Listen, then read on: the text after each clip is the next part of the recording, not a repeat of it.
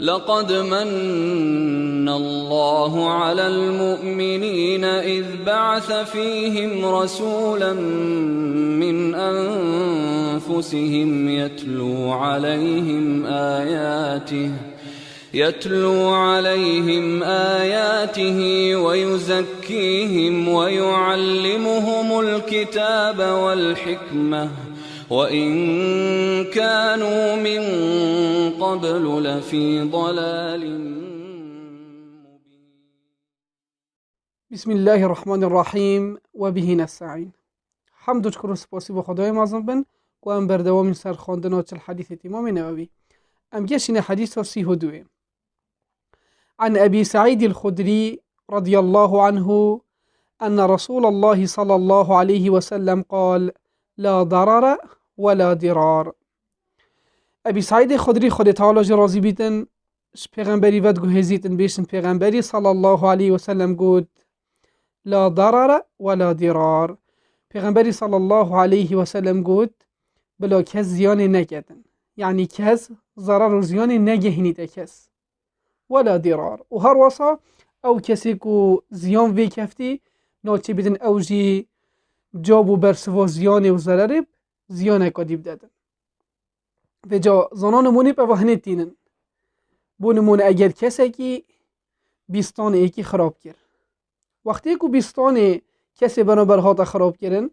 اوی بیستان خراب کردی دی غراما بیستانی دادن، یعنی که چند ضرر لیدایه دیشنوی غرامه دادن دا که او ضرر لیدای دف نمینیدن ناچه بیدن اف کسی دی اوی بنابر او جی را بیدن بشتن بیستانی بی خراب کردن. پیغمبر صلی اللہ علیہ وسلم بشته ولا ضرار، یعنی برسوا ضرر و زیانب زیانکادی ناهت دان و جالوری بومد دیار بیدن اسلام و پاکش امیت فیدی وی چندی کری که کسک ناچه بیدن ضرر کسک دیب دادن و جا اف ضرر و زیانه هنی چه انقصد بیدن حرف خلطی حسیبه،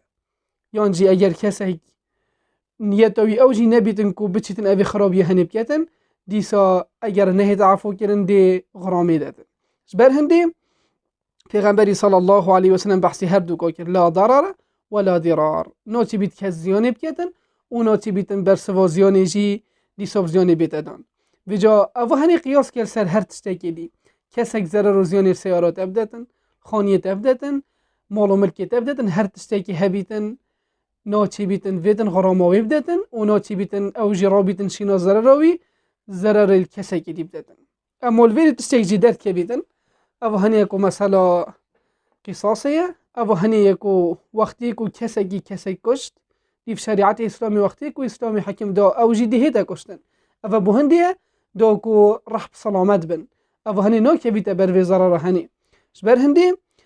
او بحثی مسائل الدنیایه کو کسک ضرر کسکی دی بدتن ناچی بیتن او جی بضرر و زیانی برسواوی بدتن. والحمد لله رب العالمين.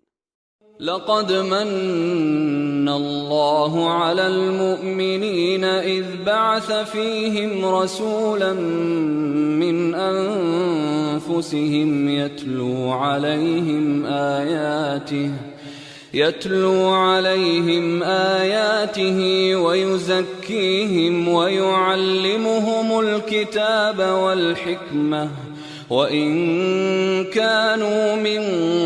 قبل لفي ضلال